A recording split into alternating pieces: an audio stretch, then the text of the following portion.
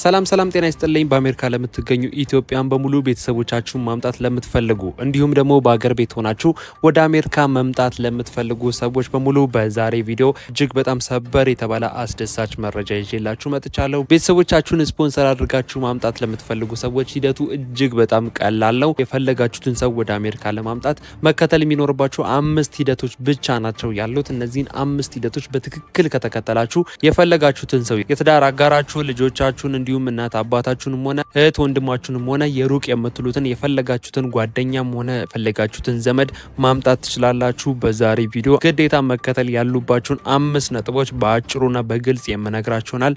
ለቻናል አዲስ የሆናችሁ ቻናሉን ሰብስክራይብ ማድረጋችሁን እንዳትረሱ፣ ቪዲዮንም ላይክ ያደረጋችሁ መጀመራችሁን እርግጠኛ ሁኑ። ወደ ጉዳያችን ንግባ። የእነዚህን ዌብሳይቶችን ሊንክ ዲስክሪፕሽን ቦክስ ውስጥ እንዲሁም የኮሜንት መጀመሪያ ላይ ያስቀምጥላችኋለሁ።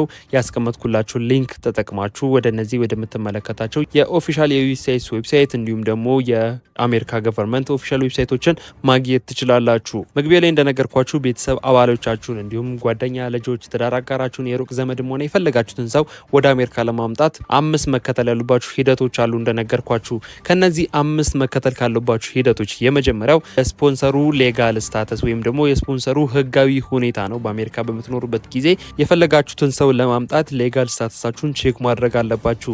ይህ ምን ማለት ነው? ቤተሰቡን ወደ አሜሪካ ለማምጣት የመጀመሪያው ስፖንሰር አድራጊው ሰው ህጋዊ መብት ሊኖረው ይገባል ይላል። ይህ ምን ማለት ነው? እናንተ የአሜሪካ ዜጋ ወይም ዩኤስ ሲቲዝን ወይም ደግሞ የግሪን ካርድ ባለቤት ሎፉል ፐርማነንት ሬዚደንስ የምንለው መሆን ይኖርባችኋል።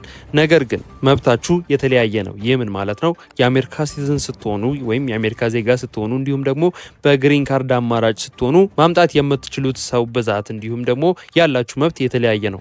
የአሜሪካ ዜጋ ከሆናችሁ የትዳር አጋራችሁን እንዲሁም ደግሞ ከ21 ዓመት በታች ያሉ ልጆቻችሁን በተጨማሪም ደግሞ ወላጆቻችሁን እንዲሁም እህት ወንድሞቻችሁን ሆነ ማንኛውንም ሰው ማምጣት ትችላላችሁ። የግሪን ካርድ ባለቤት ከሆኑ ደግሞ ማምጣት የምትችሉት የትዳር አጋራችሁን፣ ያላገቡ ልጆቻችሁን እንዲሁም የመሳሰሉትን አይነት ሰዎች ነው በግሪን ካርድ ማምጣት የምትችሉት። ስለዚህ የመጀመሪያው ማወቅ ያለባችሁ ወይም መከተል ያለባችሁ ሂደት ያላችሁን የሌጋል ስታተስ ሁኔታ ወይም የህጋዊ ሁኔታ ማጣራት ይኖርባችኋል። የመጀመሪያው ይህን ይመስላል።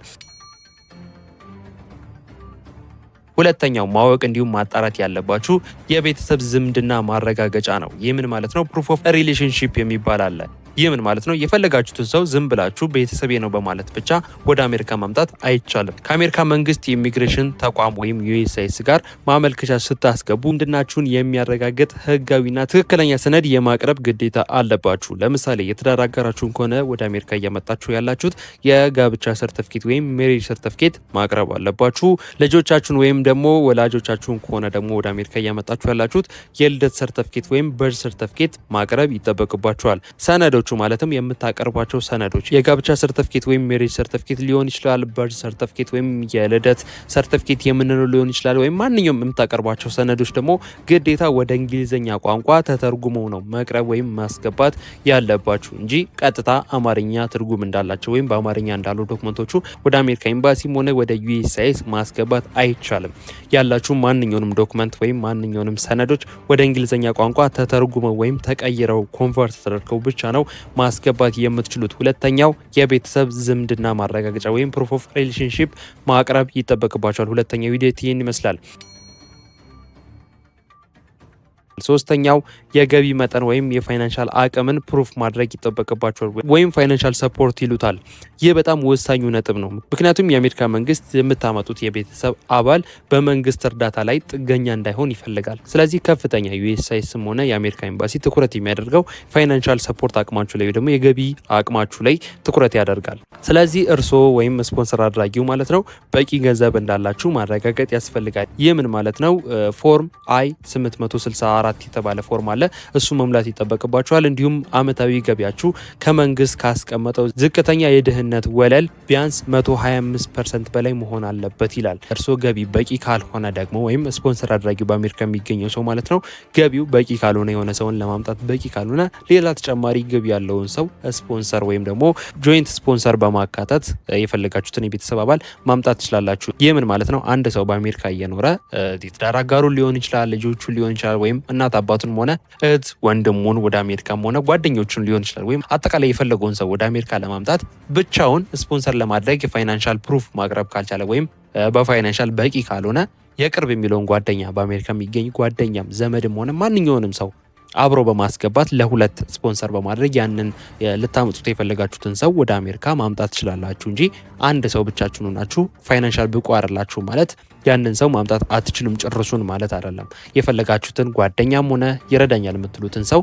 አብራችሁ በማካተት ሁለት በመሆን ወይም ከዛም በላይ በመሆን ሊሆን ይችላል የፈለጋችሁትን ሰው ከኢትዮጵያም ሆነ ከየትኛውም የዓለም ክፍል ስፖንሰር አድርጋችሁ ወደ አሜሪካ ማምጣት ትችላላችሁ። ሶስተኛው ይህን ይመስላል። አራተኛው የመጀመሪያው ማመልከቻ ወይም ደግሞ ግዴታ ይህንን ፕሮሰስ ጀምሮ መሙላት ያለባችሁ የመጀመሪያው ፎርም አለ። ይህም ፎርም I-130 የሚባለው ነው። ሂደቱ የምትጀምሩት ማለትም ፋሚሊ ስፖንሰር ማድረግ ወይም የፈለጋችሁትን ሰው ወደ አሜሪካ ለማምጣት ሂደቱ የሚጀምረው ፎርም I-130 የሚባል ፒቲሽን አለ።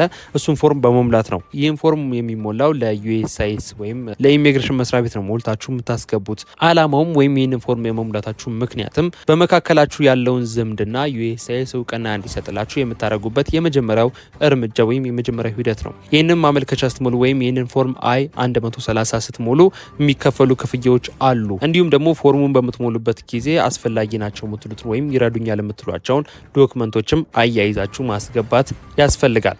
አምስተኛና የመጨረሻ መከተል ያለባችሁ ሂደት የጥበቃ ጊዜ ነው ወይም ደግሞ ዌቲንግ ታይም ኤንድ ቪዛ ቢልቲንስ የሚባለው ነው። ፎርሙ ተቀባይነት ካገኘ በኋላ ማለትም በዩኤስሲአይኤስ ማለት ነው I-130 ትሞላላችሁ ያልኳችሁ ተቀባይነት ካገኘ በኋላ ቀጥታ ቪዛ ይሰጣችኋል ወይም ቀጥታ ቪዛ ታገኛላችሁ። የፈለጋችሁት ቤተሰብ አባል ወደ አሜሪካ ይመጣል ማለት አይደለም። የጥበቃ ጊዜው እንደ ዝምድናው አይነት ይለያያል ወይም እንደምታመጡት ሰው ይለያያል።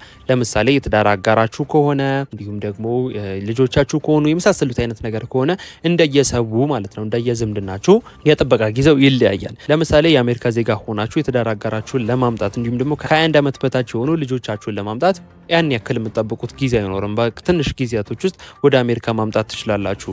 ነገር ግን በግሪን ካርድ አማራጭ ሆናችሁ ቤተሰቦቻችሁን ወይም ያላገቡ ልጆቻችሁን፣ እህት ወንድሞቻችሁን የመሳሰሉትን አይነት የሩቅ የሚባሉ ዘመዶቻችሁን ወደ አሜሪካ ለማምጣት ቢያንስ ትንሽ ወራቶችን ይፈጃል። 5፣ 6፣ 7 ወሮችን ሊፈጅ ይችላል ወይም ከዚያም በላይ ሊፈጅ ይችላል። አንዳንድ ጊዜም እስከ 10 ዓመትና ከዚያም በላይ ሊፈጅ ይችላል ፕሮሰሱ ማለት ነው። ስለዚህ ግዴታ በየወሩ የሚወጡ የቪዛ ቢልቲን ነምበሮችን መከታተል ወይም ቪዛ ቢልቲኖችን መከታተል ያስፈልጋል ማለት ነው። ስለዚህ ቤተሰብ አባሎቻችሁን ወደ አሜሪካ ለማምጣት ማለትም የትዳር አጋራችሁን፣ ልጆቻችሁን፣ እህት ወንድሞቻችሁን እንዲሁም ወላጅ እናትና አባታችሁንም ሆነ የሩቅ የምትሉት ጓደኛም ዘመድም የፈለጋችሁትን ሰው ለማምጣት መከተል ያሉባችሁ 5 ሂደቶች እነዚህና እነዚህ ብቻ ናቸው። የዛሬ መረጃ ይሄን ይመስል ነበር። አሪፍ ኢንፎርሜሽን በግልጽ ባጭሩ ሼር እንዳረኳችሁ ተስፋ አድርጋለሁ። ሀሳብ አስተያየት፣ እንዲሁም ጥያቄ ኮሜንት ላይ ጻፉልኝ። ለዚህ ቻናል አዲስ ሆናችሁም ቻናሉን ሰብስክራይብ ማድረጋችሁ እንዳትረሱ። ቪዲዮንም ላይክ እያደረጋችሁ ምን ያህል እንደወደዳችሁ ታሳውቁኝ። በቀጣይ አሪፍ ቪዲዮ ይዤላችሁ ስለመጣ ሁላችሁም ላይክ ያደረጋችሁ እንደወደዳችሁ ታሳውቁኝ። በቀጣይ በሌላ ቪዲዮ እንገናኛለን። ለሁላችሁ መልካም እድል፣ መልካም ጊዜ